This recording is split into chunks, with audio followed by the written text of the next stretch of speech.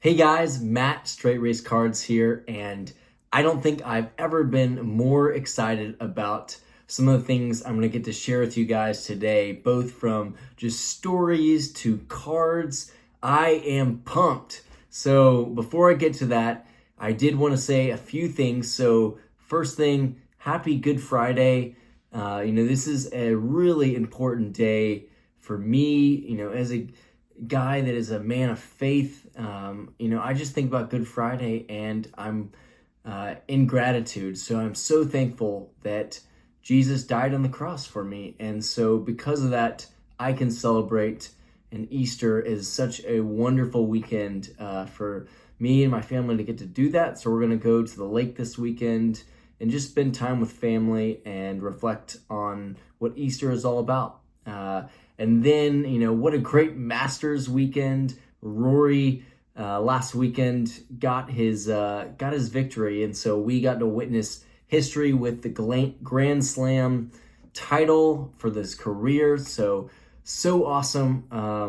It's just fun as a fan of sports to get to experience moments like that, and so just amazing. So excited about that, and then. As far as my own journey, guys, I just wanted to share with you kind of how I got into cards in the first place. And, I was looking for something to do. I just stepped down from my, 15-year running career, and I was trying to figure out what was next. I was about to have our first kid, and I remember finding, a childhood set of sports books. And I've got several of all these books here on my desk, but this is the Chip Hilton Sports Series. And so these were printed in the 2000s. And it featured a guy named Chip Hilton, this fictional character. And he was this baseball and basketball and football star. And the stories were great because they took you through, all different sport. Each book had a different sport. It took you from the beginning of his high school years all the way through end of college. And every book focused on, his junior year of football, his junior year of basketball, and etc. And as he went through that, he would go through different challenges and trials where we got to see, people, mock him, or, Claire B., the author, had moments of racism that they had to get through, and his friends at the end of every book ended up rallying together and overcoming whatever it was. And so for me, it was this amazing book series where I got to learn so many different things. Like I learned hard work. Chip worked every day after practice in college and high school at the soda fountain. And I learned integrity as well as just character. And so a lot of those things molded who I am today. And so a big reason why I think that I wanted to pursue, college athletics was because of the example that Chip Hilton was. And I just looked up to his character and I said, hey, that is who I want to be. Even just little things like Chip always rallied his friends together and gave them nicknames, and that was something with even all my friends today. Like I give them all nicknames because that's just something that was near and dear to my heart as I read these books. And so as I read the books, I realized as I reread them when I was during COVID, when I had stepped down from running, I reread the books and I thought, you know what? I don't have the whole series. There's a series of 24 books. I'm going to go collect that series of books. So went and bought all those books. I got this, this set of 24 books. It was awesome and got to reread those. But then as I was rereading the books, I came across an incredible realization. And that was, what? These books aren't first editions. And so I ended up, you might get to see all these books here, but I ended up going on this epic search to find these books. So you can kind of see what this first edition book looked like. It was really cool because these covers are amazing. I'll show you more of these, but the covers are amazing. The language that is used in the 1950s when Coach Claire B, the author, wrote these is really interesting to see how language has changed over time, because there's phrases that I had never heard before, like his friends in the 50s versions would say, and how, or they would, when they would cheer for their friends, they would say, rah, rah, Hilton, rah, rah, Soapy. That was another one of his friends' names. And so just this, I'm transported back into this whole nother time frame, and it's just a really, really fun to read through those. And so ended up collecting those. And part of that journey it's a really fun collecting journey because I had to do a lot of research. I had to first find out, I'll show you an example of what these books look like, but I first had to find what was a first edition, because there were so many different print runs. And so there was the first 6 books had a fireman red tweed binding. The second run of the books from 7 through I think 15 had a tweed binding, and then the last 8 or so books had this picture like hardcover on the books. And then there's one harder book to find, and that was this if I can find it, I don't know where. This book called Hungry Hurler, and this was kind of like the Grandmaster book to find, because it ended up I think I saw it was around a couple $100, which was a lot for a book, especially before I got into collecting, but ended up finding an old woman on Facebook Marketplace that wanted to sell the whole set. And I had to actually coach her through how to ship books, how I could pay her for the books.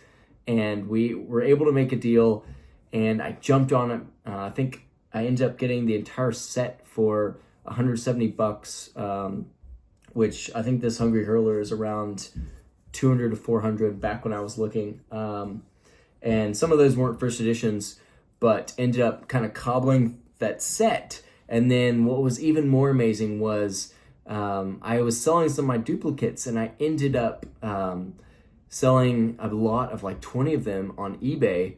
And as I was shipping them, I realized the last name of the person I was selling to was B. And I did some research and realized that I ended up selling them to the author of the book, Coach Claire B's granddaughter. So really full circle. So anyways, back to cards. So Coach Claire B is the author of these books. And if you don't know who Coach Claire B is, go look him up, because he has an incredible history, and he's a Hall of Fame basketball coach. And he created the 1-3-1 zone defense. He created the 3-second rule. He's written all kinds of instrumental basketball books out there. And so huge in the sport of basketball. But what's also interesting is he actually coached football and baseball at LIU in Brooklyn, as well as Rider. I don't know where Rider is. I assume it's New York, but he coached in college. So 3 different sports in college. And so you don't know, there aren't any college coaches out there that are doing that. And not only that, he was wildly successful. I wrote down some of his stats here. He was 413 and 88 in basketball. Ultimately, when he was done, I think he had like a 818 or 831 percentage, which at the time was like the highest winningest percentage in basketball history. He was 78 and 24 in baseball, so pretty darn good, and then 17 and 5 in football. So he ended up having to step down because some of his players were involved with a like point shaving scandal. Super sad, but his legacy really wasn't tarnished because he wasn't involved. He just ended up stepping down as a coach, and in the wake of that ended up writing these books around Chip Hilton, his fictional character that played basketball, football, and baseball to match the 3 sports that he coached. And then Chip's coach in the series was a guy named Henry Rockwall, and Claire B actually modeled that around Rockwall. But what was super interesting was, as I was reading about Claire B writing these books, I found out that Claire B wrote these around a guy named Bob Davies. That was who he based the character of Chip Hilton around. And he said it was because when he watched Davies play, he was a basketball player at Seton Hall. He said that Davies was the most all-around athlete he ever had seen. And he also just handled himself with integrity and modesty and humility. And so I thought that was amazing that there was actually like a real life Hall of Fame basketball player that he centered these books around.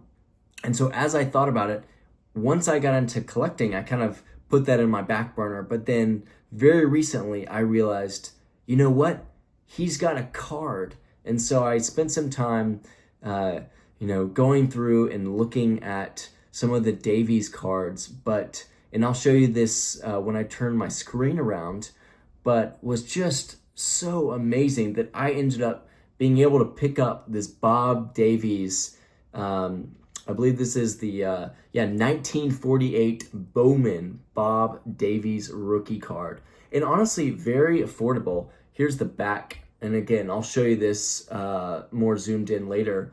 But it's just amazing. He played for the Rochester Royals. He was known as the Harrisburg Bomber.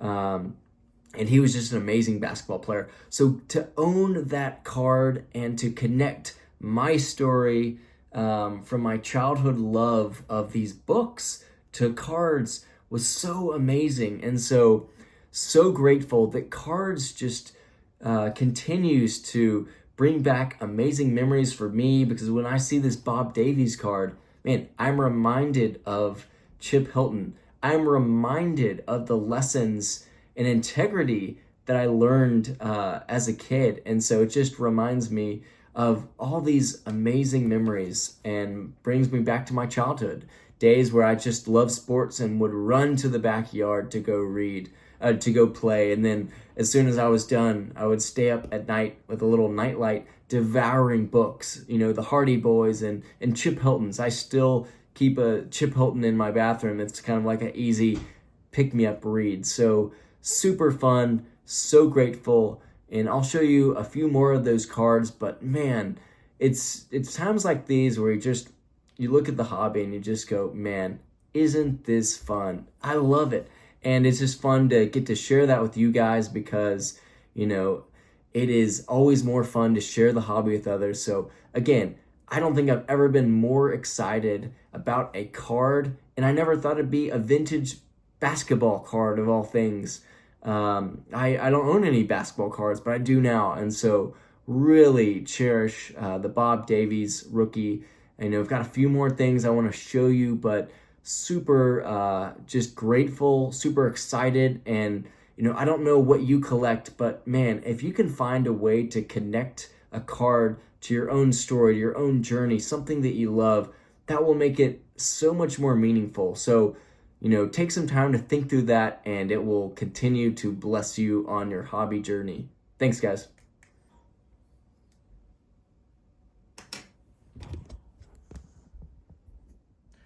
Okay, let's see some cards here. So I wanted to give a shout out, first of all, to Griffey Jr. 630 on Instagram, because I entered into a small little Rangers card giveaway and ended up winning. Come on. You love to see it. So got some just, fun Rangers cards. These will probably go to the boys' collections, but love this American League. I'll zoom in a little bit. American League Texas Rangers card. Pretty cool back. Shows the team and the team leaders, the team stats. And that's after our World Series title, so love it. Next, I think this is probably my favorite card out of the bunch. You've got Mr. Nate Eovaldi, little Allen and Ginter. Those are just so cool. 2024, pretty cool. Zeke Duran, utility man. Hall of Famer for the Rangers, Adrian Beltre, little Stadium Club action. Oop. Love to see it. Just love that pose and photo. And then the legend John Gray. We need to get that man healthy. So thank you so much, Griffey Jr. 630. Okay, a couple other things that I got. This is quite the hodgepodge, but ended up getting this. I'll zoom out. This Charlie Gehringer autographed. I don't even know what you'd call this. Maybe this will say on the back. But this is the Perez Steel Galleries 1988. Great moments. This is number 31, Charlie Gehringer. And I just think these are amazing. I want to add some of these to my collection. This is autographed to, he was called I believe is the Mechanical Man. I don't know that much about Charlie Gehringer. However, when I was, I'll zoom in on this photo, when I was looking, so one of my best friends had a kid, and one of the ways that I wanted to bless one of my really close friends is he had a Charlie, and so I wanted to search for players that were Charlie that had a meaningful story, and so ended up reading some about Charlie Gehringer and read that he was a man who was an amazing athlete, similar to Chip Hilton, honestly, but he just walked in modesty and really just walked in a way that was humble. And so I wanted the same to be true of our new little friend who's newborn, Charlie. I wanted him to model after a guy like that. So picked up this Charlie, not for me, but for him. So I'll be giving this to him probably actually in a little, couple months from now. But I saw that and couldn't pass it up. Okay, so, and you can see actually these backgrounds. Here's that Hungry Hurler.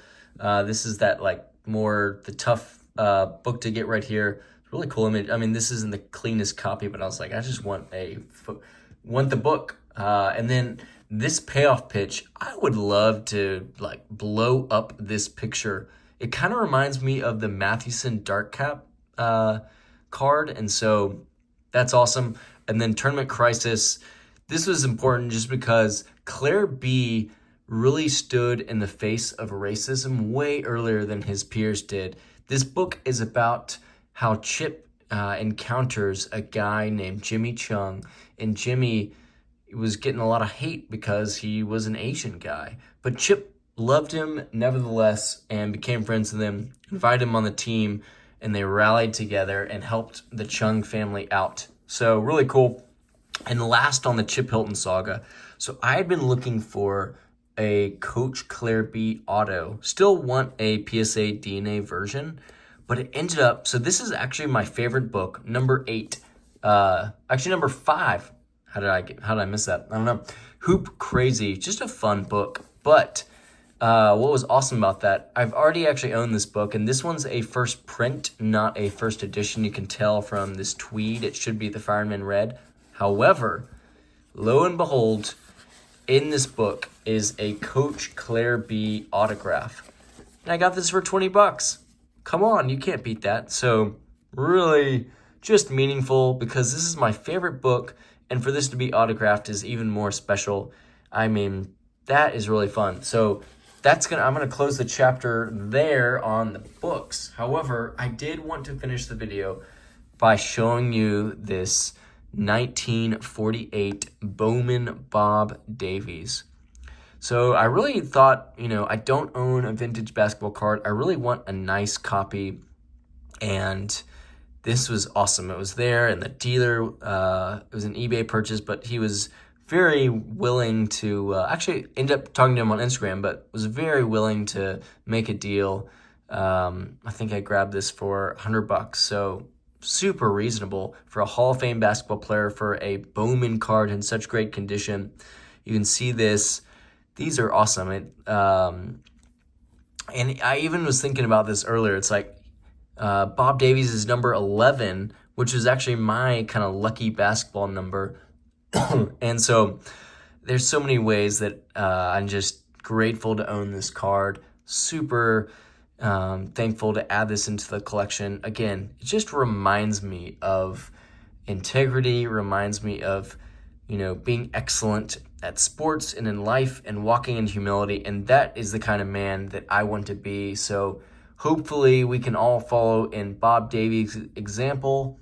So I'll leave you on that note, guys. Keep running the straight race. Thankful for you guys. Bye.